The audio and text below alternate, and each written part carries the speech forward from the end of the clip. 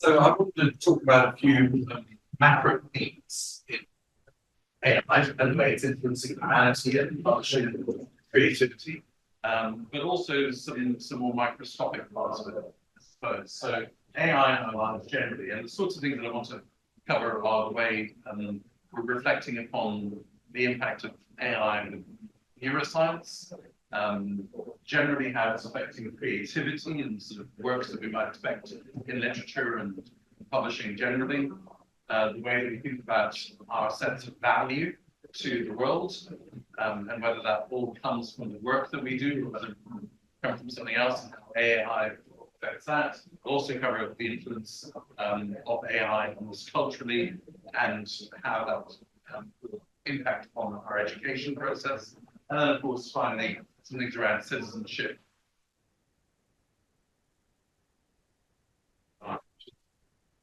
It's very applied use case for AI these days. So let's begin with the neuroscientific bit. I think it's quite interesting what's going on.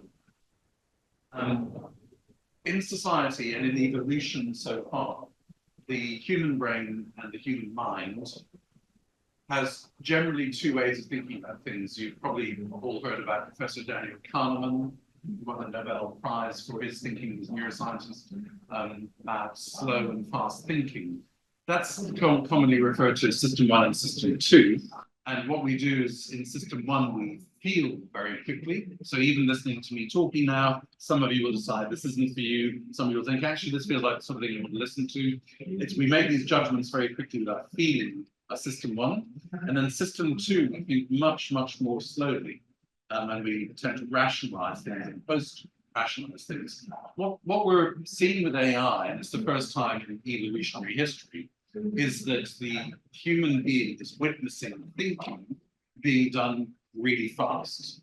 So what we've all seen happening quite slowly is now happening quite quickly. That's why when you interact with an AI, you're often mesmerized by, my God, how does it think so quickly? How does it keep producing page after page of all this really well thought together pieces of reflection? And that is why we're so preoccupied with AI. We're witnessing a change in the way that we intersect with system 2, and the implications of that for us will include things like we will begin as human beings to be much more reliant upon our system 1. We will trust our feelings again more, and we leave system 2 issues to the computers, to the AI, because they'll do things like make sure that the planes land properly, that the sewage doesn't end up intersecting with water system and so on. So where thinking is important, AI will increasingly take it over. And that's a big change for us societally from AI. With creativity, I think we've got a couple of things going on. There's human creativity and there's machine creativity. So with human creativity, people are talking a lot about, are we going to find ourselves in a deluge of AI-written books, and will there be just, AI is taking over all writing? And in part, yes, there will be. There's already an avalanche of AI-generated text, and there'll be more and more and more of it. But I think the way that you should think about artificial intelligence is really much more as an allied intelligence, a companion intelligence. It's a friend, not a foe, really. And the way that, for example, I used in writing my book, which was a great output for me, was to reflect upon concepts that I could.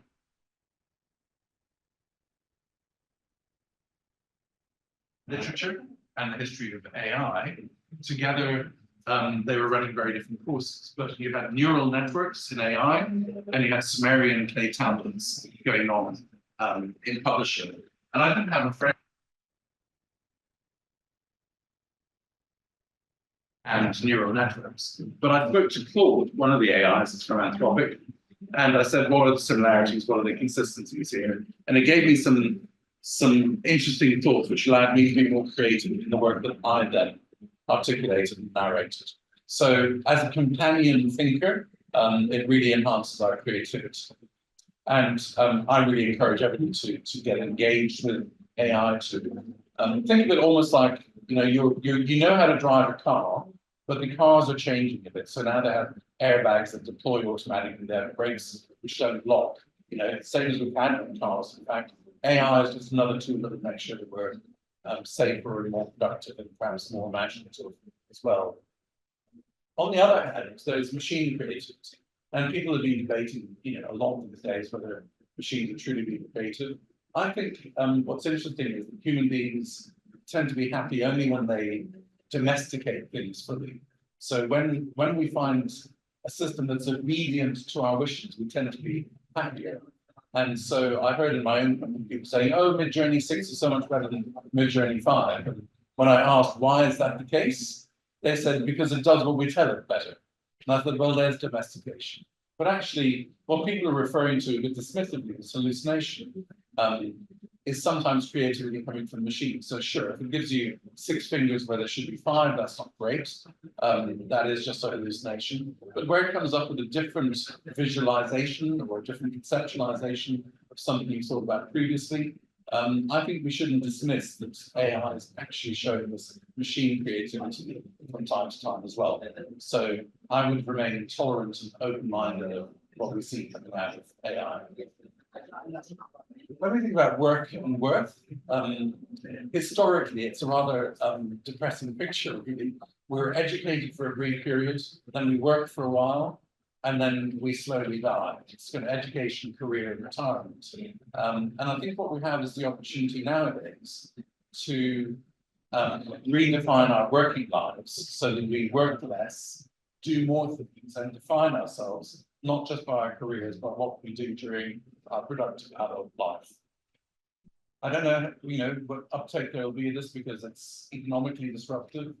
It's certainly new. But if, as people say, that you know, we could do our work in half the time because the AI is helping us, it may be the case that we should find something else to do with half of our working lives and define our worth to society in a slightly different way now. I know it's a provocative thought. It's a philosophically, economically, and even politically charged thought, but I think it's one that should be lingered on and debated a little bit. How do we spend our time in the AI period of our lives? Education, I think, is an interesting one. If you look back through history, the wise person was the person who retained a huge amount of information. So if you think about the clever people you come across in your life, they tend to have big brains, full of information about many, many different subjects. Almost think of it as a hard disk with great random access memory. So you ask them about medicine, they can talk to you, paintings, they can talk to you, water skiing, they can tell you how to do it. Everything they seem to have this encyclopedic knowledge of things. But actually, that was to do with being a repository, a retainer of information that you could then serve as people needed it. I think what's changing now, particularly with Gen Z and certainly with Gen Alpha, is that we are seeing a time where streaming is much more important. I can access all the information I need to make the decisions I want to make at this point in time. And so what we're going to see is the emphasis changing from retention and learning to critical thinking and decision making. It's a huge change. And, you know, Gen Z is often ridiculed for being ADHD and not being able to, you know, commit to careers and changing their minds all the time. Actually, I think they're perfectly set up to be super users of AI because they're not obliged to read, to learn, to retain. They're just really good at filtering. There's a thing in data science called sensor fusion, where you attribute particular weights to the source of information you get. They're good at that too. When I read it on this newspaper, I give it less importance than when I read it on that news channel, and so on. They're incredibly powerful users of AI, and I expect to see, because of that, quite a lot of interesting new literature coming from the Gen Z and the Gen Alpha generations. Citizenship is something that's quite interesting. With the proliferation of AI translation, for example, we're going to be able to habituate ourselves to literature and thinking from many more cultures at the press of a button. So right now, you can go into an AI, say, can I see some thrillers written by a Mongolian novelist? Now, 10 years ago, you'd only find it written in Mongolian and you couldn't understand it. But today, you can get a reasonable translation immediately of a Mongolian thriller. And that might habituate you to understanding the Mongolian culture. And so I think there's a chance that we're going to become more acquainted with many more cultures much more easily, and that we'll be less defined by national boundaries. I think another contributor to that is that this technology is coming to us from private corporations more than it is from governments. So, do you connect yourself with Google or with Meta? Do you think that you're more an Amazon person or an Anthropic person? These sorts of decisions are going to be new decisions we make in the loyalties of our lives. And then finally, around publishing, just before I end with Shimmr. In publishing, I think there's some good things happening. I think there's going to be truly much more interactive writing, where you can choose the sorts of endings that your narratives have. There'll be much more finessed and nuanced marketing. There'll be much more creativity born of companion AI, as I talked about earlier on. More negatively, I think there'll be some hyper-personalization. So if we talked about echo chambers before, there's going to be some really tight echo chambers coming our ways. I think there'll be too much mimicking of authorial styles. It'll be very hard to tell a deep fake from a real. That's already happened on TikTok. I saw George Clooney making a speech the other day I didn't understand. And of course, it wasn't him. It was just a fake of him. So we're going to be running pretty hard to know what's authentic and what isn't authentic. But I think the exciting thing for me is that we'll have an enabled new generation that employs their powers of critical thinking with a huge amount of interesting information that's instantly accessible. And I think that'll produce much more challenging ideas around philosophy and politics and economics than we've had for a really long time. I think the other thing that it can do is to help publishers, authors to have a slightly different value equation emerging. Historically, publishers really, if you think about it, gave authors a great deal of technology. They typed their manuscripts, they printed them, bound them, distributed them to retail. I think now AI, properly qualified by publishers, will be made available to their authors and will help them to be productive, efficient, creative, and imaginative as well. So at the moment, at this point in time, sort of early 2024, there is still a preoccupation correctly with what the copyright issues are, how compensation will work, what the revenue models, the revenue shares will be between content creators, publishers, and language model users, developers. But I think once that all settles down, it'll be a time when everybody has their personally tuned AI, and with publishers, they will be giving authors particularly tuned AI models. And finally, just a word about Shimmr, the company that I run. Essentially, we're just a use case of applied AI, where essentially what we do is we create advertising that sells books. And the way that we do that is we take from a publisher or an author who gives us their work to use the EPUB of that work. We have three machines. The first one we call an analyzer. That analyzer reads the book and understands it structurally in terms of its narrative. So it might be about mackerel fishing in Sweden, but it also understands it psychologically. So it understands it slightly strangely. This book is about melancholy and depression and cruelty, so it's a weird book. But that produces a unique fingerprint. So every piece of work, the whole book is read, all the pages are understood. None of that goes into the training set of the LLMs, by the way. It's hermetically concealed and just used for that purpose and then returned out of it. And with that unique fingerprint, that book DNA, as we call it, we then use our second machine, which is the advertising generator, and that manifests exactly what the book DNA is and brings it to life. So the words that are hidden on the pages come to life through another form of expression, which is visual very often, it's advertising in any case. And then that is given to the third machine, the media deployer, which says, I know where there are people in the world who are interested in mackerel fishing in Sweden, who might have a touch of melancholy or depression or interested in cruelty, and it serves those advertising executions to those people. So it's matching the book to the reader. It's what Porter Anderson from publishing perspectives termed reverse discoverability. So instead of always targeting the reader and saying what sort of books would they like and trying to get them to come and find new products, this way the book is finding its readers. It says, this is my DNA, I'm expressing it through my advertising, and I'm finding you in the wild through various social media channels, whether it's Meta or Google, LinkedIn, Pinterest, Reddit, and so on. So it's just a very practical application of AI, which has got benefits. The benefits for publishers are that their backlists see much more of the light of day. That's why we call Shimmr, everything sees the light. The authors get much more recognition and reach and discoverability. And the readers are matched with books which are psychologically much more suitable for them, and therefore more likely to be fulfilling and to cause a positive experience for reading.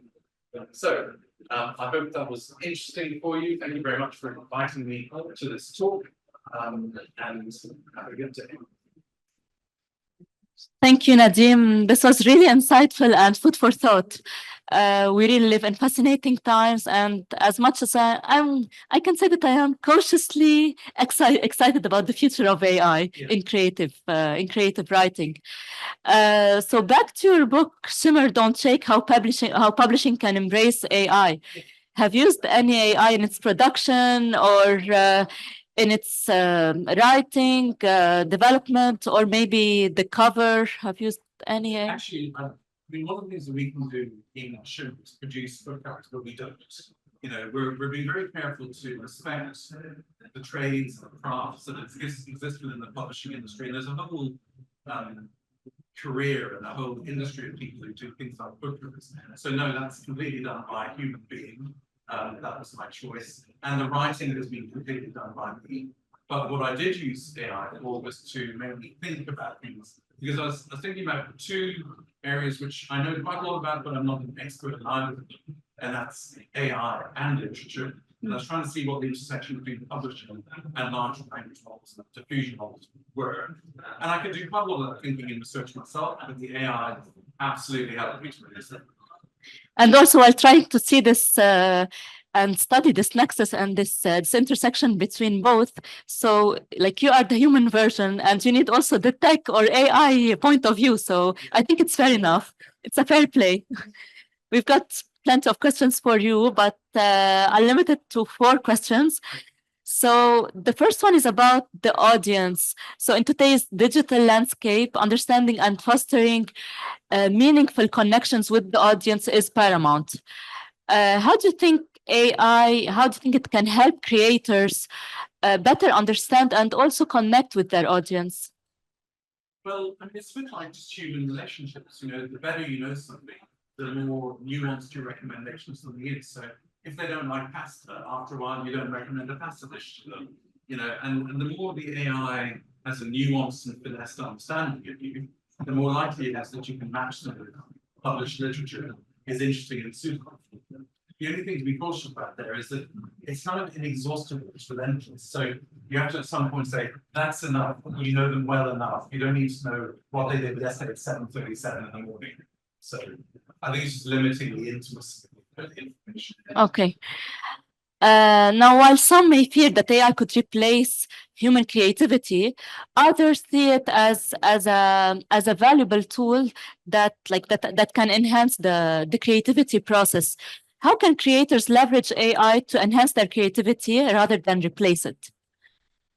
Like, how can we do the balance here? I think it's quite easy to tell human creativity from machine creativity in literature. Yes. Just because the large language models are tuned to be quite neutral sounding. And one of the ways that you remember books that people's writing is the tone of voice, how provocative it is, the turn of phrase. But they're much more kind of centered than we are on the edges of trying to get people to hear things properly. That will change over time. It will become better at articulating a more human, spirited way, provocative way. But for the moment, the way I think authors and producers of content can employ AI is principally as a great researcher and as a sort of companion in thinking. You know, you iterate thoughts like, I was thinking, is AI like an airplane? No, is ice cream like an aeroplane? I don't know who to answer that with. But if you start with an AI, it will give you an answer that will be stimulating in some way. You might dismiss it, but I think there's somebody to talk to about anything now.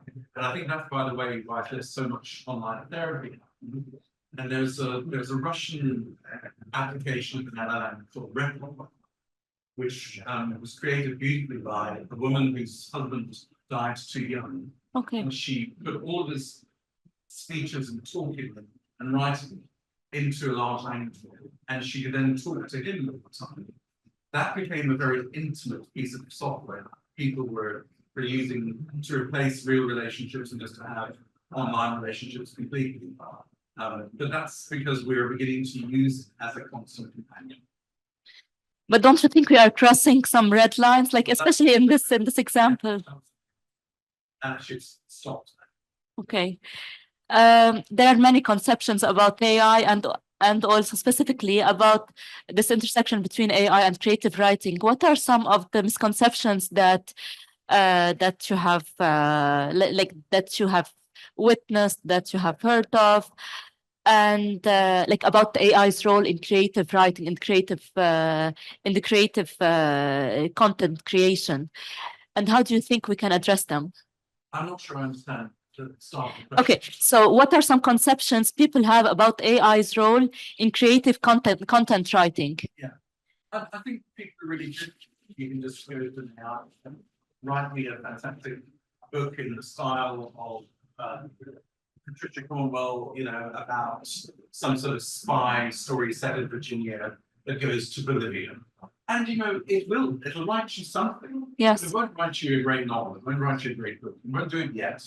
It'll get better and better as time goes on. So I think there's a fear that you can just go and press a button and get something. That's just not true. But what you can largely do is say, I'm not sure how to fix the vacuum bag on my Electrolux. And instead of going to YouTube, somebody in the world somewhere will have narrated how you can get that content. And that very mundane, everyday living content, why wouldn't we let AI do that for us? So I think the fear is it's a way that creativity is going to knock all of us out of origination jobs. I don't think that's going to happen. I do think it's going to replace very mundane content generation. Yes, and I personally think that for generative AI, and please correct me if I'm wrong, I think there's this like misunderstanding of the conception like people do not really grasp the conception of generative AI, that it is like a conversation and there's machine learning that is involved, and then it gets better with the prompts, right? So it's not just like we put a prompt and then we get an answer and that's it, but we need to I think it is, you're exactly right. I think it's iterative. And the more that you give it, the more that you get back. There are limits to that. Sometimes it just runs out of stuff that it can really do properly. But that almost daily is reducing them. And there's an almost infinite amount of conversation you can have already. So I think the more that you give, the more that you get. Just one caution that I think is worth sounding. If you upload things like PDFs to the free versions of a lot of the AIs, like to ChatGPT, yes, what you upload does go into the training set. If you take a professional who you subscribe, you can limit that doesn't go into the training set. So if you've got sensitive things of your own that you don't want to be part of public knowledge, buy a subscription. I'm not trying to sell subscriptions to AI. I'm just saying that's a way to keep your things to yourself. Fair enough. Now, one last question to wrap up. Looking ahead, what do you see as the most exciting possibilities of AI and creative content in the next decade? Gosh, I think we're just going to see all sorts of. It's a bit like years ago, we'll be all driving flying cars. Now they're not so far away now. They've taken longer, and I think we've always thought similarly in publishing about. Will have interactive fiction. So I think things like multimedia interactive fiction will become true. You're reading a book and you say, I want to go down the happy ending, not the sad ending. I want to go down the happy ending that stays at home and doesn't go out to work. And you keep forking in the road. And then you meet communities that have done the same, and you talk to them about why they did that. Then you create new stories. I think there's going to be much, much more interaction. I'm excited about that future. Thank you so much, Nadim. Thank you for the audience, and thank you to colleagues and the technical team in the back end. And I hope that this talk will inspire the audience to learn more about AI and this nexus and intersection with creative writing. And don't forget, like, if you want to know more about how publishing can embrace AI, so this is a great resource for you. Thank you very much, everyone. Thank you. Thank you.